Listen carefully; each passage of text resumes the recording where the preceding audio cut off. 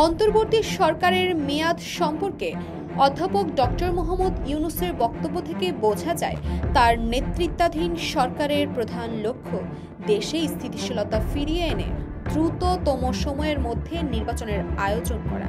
তিনি বলেছেন, অন্তর্বর্তী সরকারের মেয়াদ যতটা সম্ভব কম হওয়া উচিত এবং নির্বাচনের জন্য প্রস্তুতি নেওয়ার সঙ্গে সঙ্গেই তা অনুষ্ঠিত হবে। এই অবস্থানটি অন্তর্বর্তী সরকারের অস্থায়ী ও সংকট পরিত্রাণক উদ্দেশ্যের প্রতিফলন ঘটায়।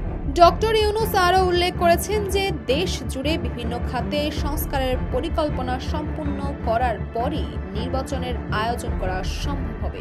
এমন এক গণঅভ্যুত্থানের পর অন্তর্বর্তী সরকারের গঠন করা হয়, যার মাধ্যমে দেশের বিভিন্ন স্তরের সংস্কার আনতে জনগণের দাবি উঠেছে। ডক্টর ইউনূসের মতে সংস্কারগুলো দ্রুততার সঙ্গে সম্পন্ন করতে পারলে নির্বাচনও তত দ্রুত অনুষ্ঠিত হবে। যদি রাজনৈতিক দলগুলো বিশেষ করে আওয়ামী লীগ ও বিএনপি অবিলম্বে নির্বাচনের দাবি জানিয়ে আসছে, অন্তর্বর্তী সরকার সংস্কার প্রক্রিয়া শেষ করার পরই ভোট গ্রহণের বিষয়টি নিশ্চিত করতে চায়।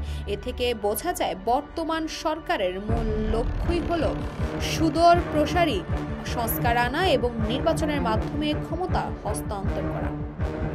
তাসফিয়া তাবাসসুম, এই সময়, ঢাকা।